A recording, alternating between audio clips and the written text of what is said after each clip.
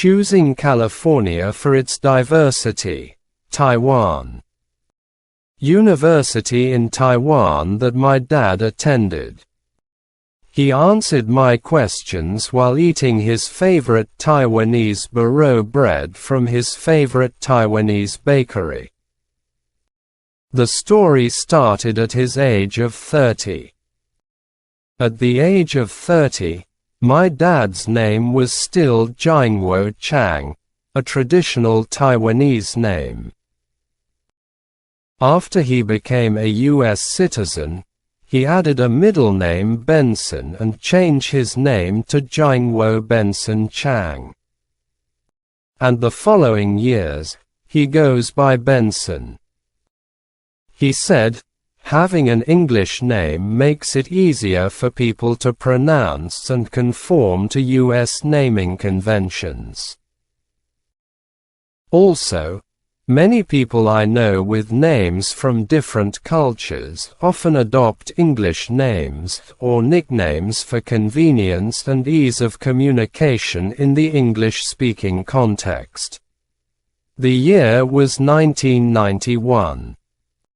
At the age of 30, I immigrated to the U.S. from Taipei, Taiwan. My citizenship process is pretty simple compared to others. I came to the U.S. to study for my PhD as an international student. I got the H-1B visa, then I apply for a green card, and then apply for citizenship.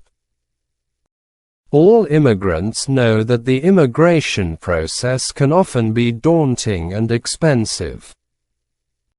And it is expensive for me at that time too. When the time I applied for the green card. To save time and be more effective because I am still a student, I choose to hire a lawyer to do that for me, so I spent about $3,000 on that.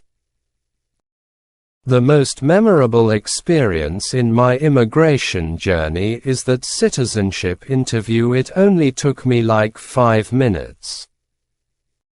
At that time, I already work in a big defense company, so when the interviewer sees that, he make everything goes very easily and fast. He congratulated me and said, "Yes, you pass." My dad was an excellent student back in Taiwan. He went to one of the leading universities, National Chiao Tung University. Then he went to National Taiwan University for his master's degree. Finally, he went to Lamar University in Texas for his PhD. He told me that it was very exciting for me, who was already working, when I knew I had an opportunity to study abroad. The first reason I choose the country US is because I only know English as a foreign language. Second is the weather. The weather in Taipei was warm and hot all 4 seasons. I can't tolerate the weather in Canada due to the cold winter. Also, I hate snow. As a result, I came to the US and studied for my PhD at Lamar University, a school in Texas. I actually think this school is easier than the 2 colleges I went to in Taiwan. Maybe Lamar University is not a very competitive school, so I almost got a straight A. For all my classes I only got 1 B. At this time, I was thinking why he chose this school instead of other more competitive schools to challenge himself. He seemed to see my question from my eyes, and then replied, "The reason to choose this school is this is the only school that gives me a full scholarship and gives me the chance to teach in the College of Engineering, so I can save a lot of money."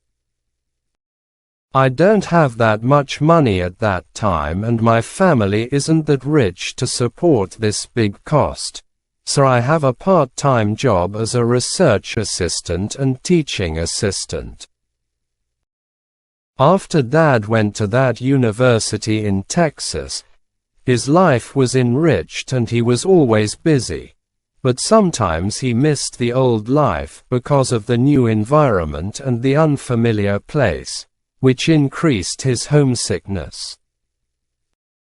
He told me that he most misses his friends. I still miss my college friends so much. We live in the same dorm in college time, and spend 4 years together, and after graduation, they all went to different places.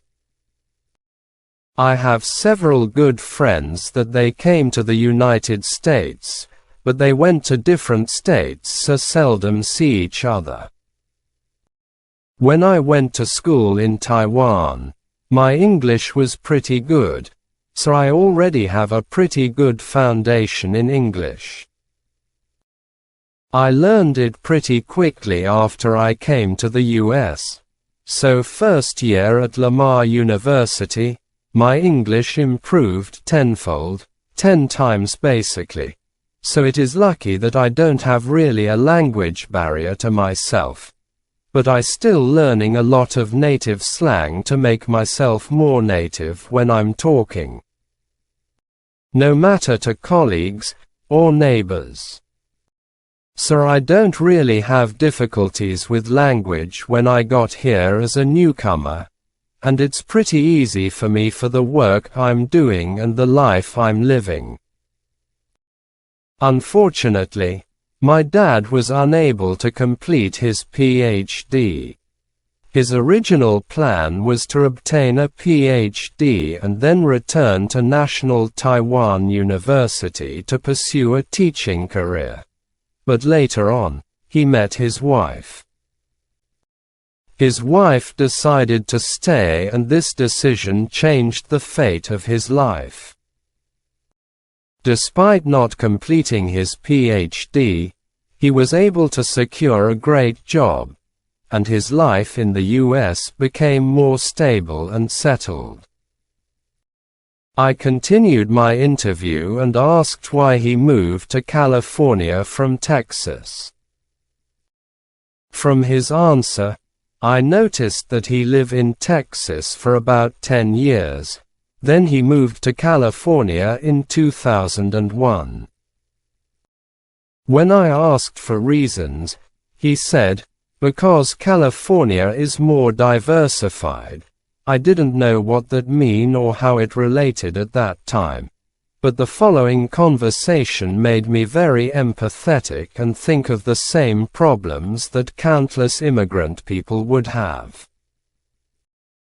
In 2001, my son was about to be born and we think it is better to move to California because it is more diversified. I had a bad experience being discriminated against in Texas many times, and I don't want my son to experience the same. One very memorable experience for me was in an air show in Houston when my friends and I were chatting in Chinese while waiting for the air show to start in an airport.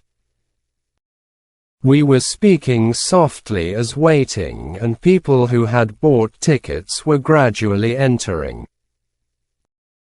Suddenly, a man walked by us and made a rude remark, saying, "If you don't speak English, then go back to your country."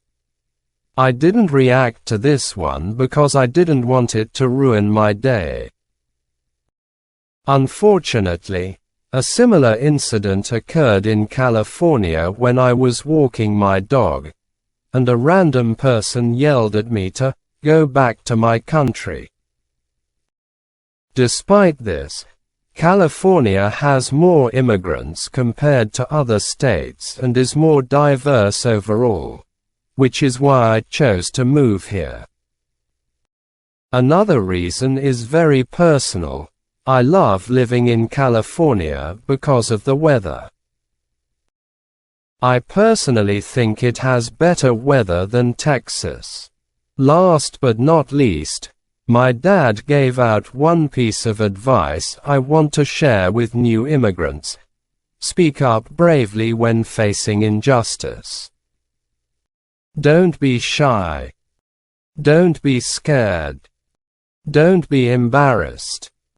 No one will protect your rights for you. By surrendering, you only empower those who mistreat you, causing them to view immigrants as easy targets. Therefore, it is up to you to protect yourself and your family.